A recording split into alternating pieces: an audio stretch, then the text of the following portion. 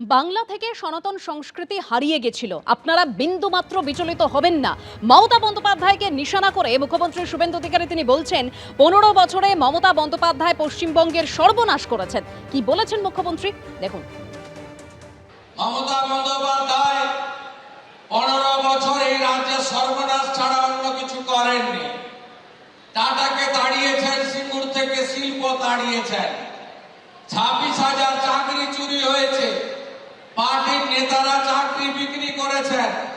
মমতা ব্যানার্জি নিজে গিয়ে কালীঘাট থানায় আসামিকে লকআপ থেকে ছাড়িয়ে নিয়ে গেছেন এবং অসংখ্য আরজি কর থেকে কসবা ল কলেজ অনেক ঘটনার সাক্ষী এই রাজ্যে।